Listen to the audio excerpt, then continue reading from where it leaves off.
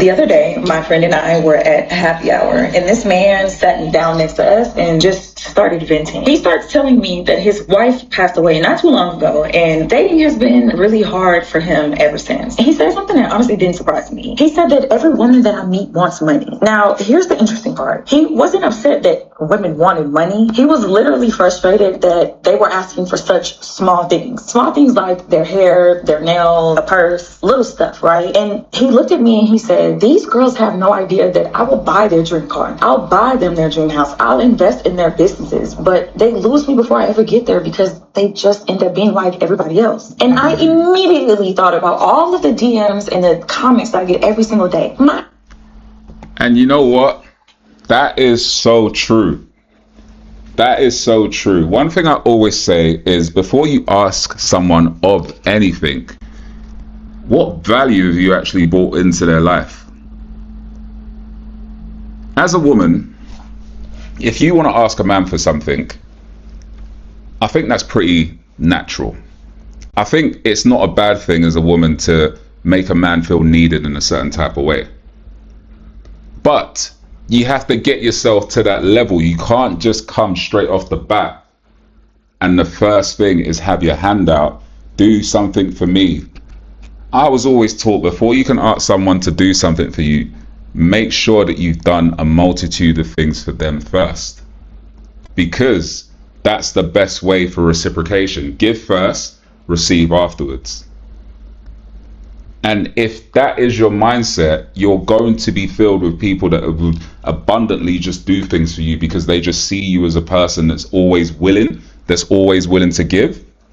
And people can often, well, not even often, people can very easily see what type of person you are in terms of your character if your hand is out before you've ever delivered anything of value towards them first. And that's what that's what I see a lot of the time nowadays. People having their hands out before they've ever created any value. People having this ego, this high sense of self that they're deserving of many things and all the things in the world just because they are. It just doesn't work like that. It doesn't work like that. So the guy is absolutely spot on. And a lot of people miss their blessings just because of the fact that they have got their hands out. They don't take that time to genuinely get to know the person they're dealing with.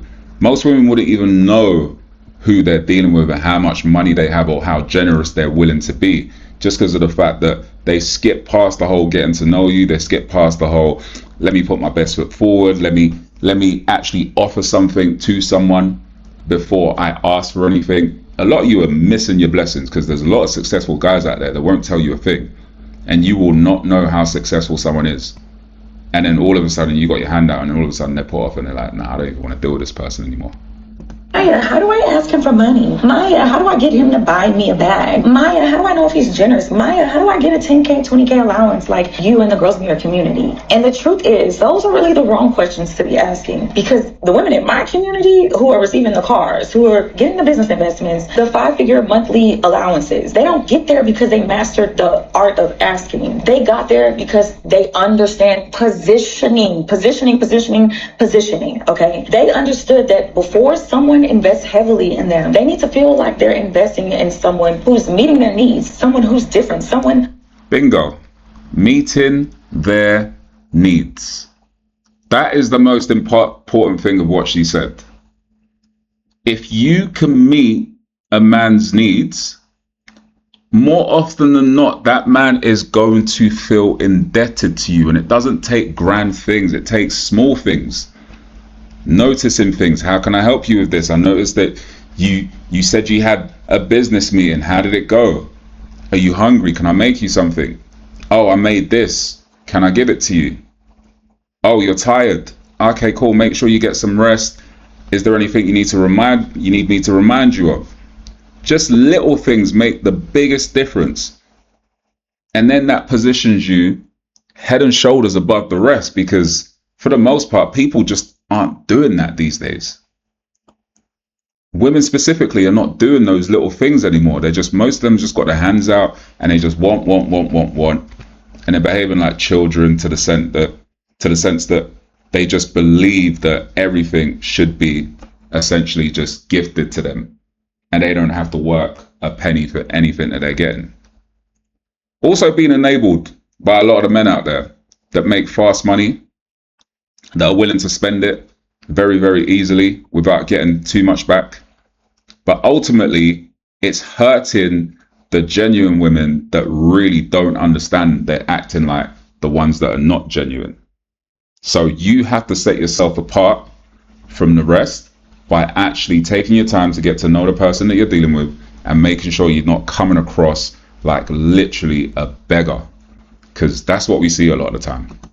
Who understands him, someone who makes their life more fun, better, someone who stands out, someone who takes their mind off of being a hardworking man every day. Money was never the starting point. It was the byproduct of the relationship that they've built. And that's what I wish more women understood. I wish more women understood that the goal isn't to figure out how to make a man spend money on you. The goal is to become the kind of woman who naturally inspires people to invest in her, because those are two completely different mindsets. And that's exactly why I created my community.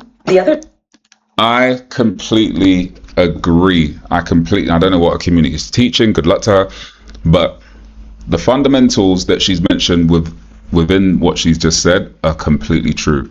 You have to show value. You've got to invest first. Now, a lot of women are scared to invest because they see what they're investing as a big deal. But for the most part, just being a nice person to someone and maybe cooking 3 meals in 4 months or whatever is a big deal to a lot of people these days. And honestly, you're not doing anything major. You are not doing anything that that man wouldn't be able to get done for himself by a chef, from takeout, a massage therapist, and it all would probably cost the best part of £400 if he was to pay for those services. So really and truly, I think a lot of women out there are overestimating what they're doing, and they're put off by it, and they're saying, oh, I don't want to do this, I don't want to do this, because then I'm going to be put in a situation where I've done something for someone. Well, guess what? You're meant to do something for someone, especially if you want them to invest in you financially, which shouldn't actually be your goal in the first place.